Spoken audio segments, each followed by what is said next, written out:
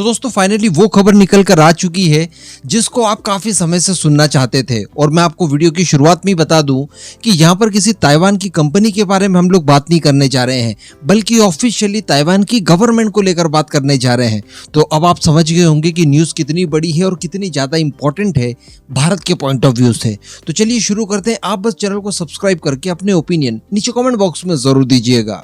तो दोस्तों देखिए, ताइवान की कंपनीज भारत के अंदर आ जाए, वो भारत के अंदर बिजनेस करे, बड़े स्केल पर करे, भारत में मैन्युफैक्चरिंग करे बड़े स्तर पर, और भारत के द्वारा दिए गए इंसेंटिव का लाभ उठाए, और साथ ही जो हमारे यहाँ पर चीप रेट पर मैन्युफैक्चरिंग की सुविधा अवेलेबल है उसका उपयोग करके अपने आप को ग्रो करे और चाइना को बाइकआउट करे। ये इनकी पहली प्राथमिकता बन चुकी है। यानी ताइवान की गवर्नमेंट खुद अपनी कंपनी से कह रही है कि देखिए, ताइवान इस समय जो चाइना का वो दे रहा है वो चाइना को न देते हुए हम लोग उसका अल्टर ढूंढे, जिसमें सबसे बड़ा नाम निकल कर आता है भारत।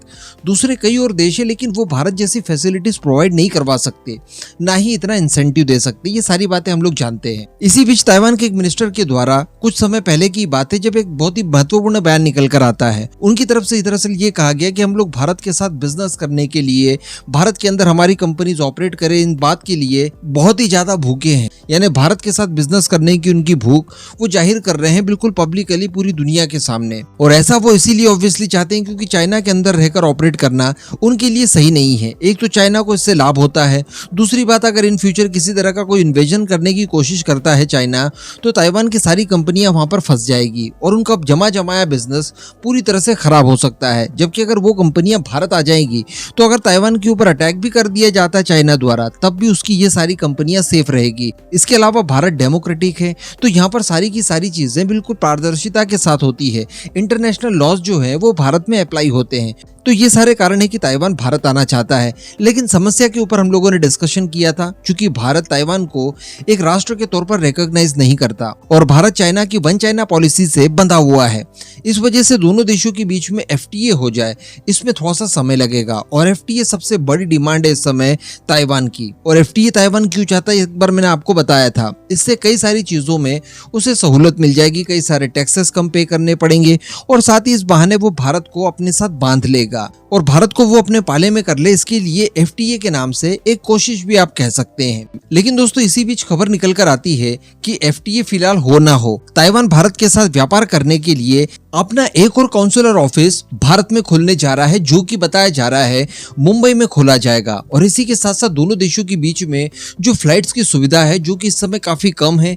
बताया जाता है कि सप्ताह भर में केवल 2 फ्लाइट्स ही है जो आपको भारत से ताइवान और ताइवान से भारत ला सकती है। तो इसके लिए भी फ्लाइट्स का अरेंजमेंट किया जाएगा और 2 देशों के बीच में फ्लाइट्स की संख्या और ज्यादा बढ़ाई जाएगी, जिससे होगा ये कि एक दूसरे देश में जो पहुंच है वो व्यापारियों की और ज्यादा आसान हो जाए, और इन्हीं सब के माध्यम से टू नेशंस के बीच में व्यापार और कई गुना ज्यादा बढ़ाया जा सके। वैसे मैं आपको बता दूं कि 2 और काउंसलर ऑफिस पहले ही ताइवान द्वारा भारत में खोल दिए गए थे और ये तीसरे नंबर का होगा। यहाँ पर काउंसलर ऑफिस की अगर बात की जाए तो देखिए, जिन देशों के बीच में डिप्लोमेटिक रिलेशनशिप नहीं होते, तो ऐसे देशों के बीच में दूतावास भी नहीं होते। अब हम लोग चूंकि ताइवान को एक स्वतंत्र राष्ट्र के तौर पर रिकॉग्नाइज नहीं करते, तो इसकी वजह से हम लोग ताइवान के अंदर या ताइवान भारत के अंदर अपना अपना दूतावास नहीं खोल सकता। लेकिन इसके बावजूद चूंकि दोनों देशों के बीच में फ्लाइट्स की सुविधा है, दोनों देशों के बीच में व्यापार हो रहा है, काफी बड़े स्तर पर हो रहा है, तो ऐसी परिस्थिति में एक दूसरे के साथ डायलॉग करने के लिए काउंसलर ऑफिसेस खोले जाते हैं।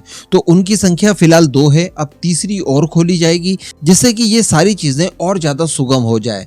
तो कहा जा सकता है कि एफटीए जब तक हो ना हो वो अलग बात है, इससे पहले ही भारत और ताइवान इतने ज्यादा मजबूत हो जाएंगे और व्यापारिक बॉन्डिंग इतनी ज्यादा मजबूत हो जाएगी कि शायद इन फ्यूचर भी एफटीए की जरूरत पड़े ही ना। जिस तरह से चाइना और ताइवान के बीच में व्यापार इस समय बहुत हाई लेवल का हो रहा है, इन फ्यूचर हम लोग वही सारी चीजें भारत के साथ भी देख पाएंगे।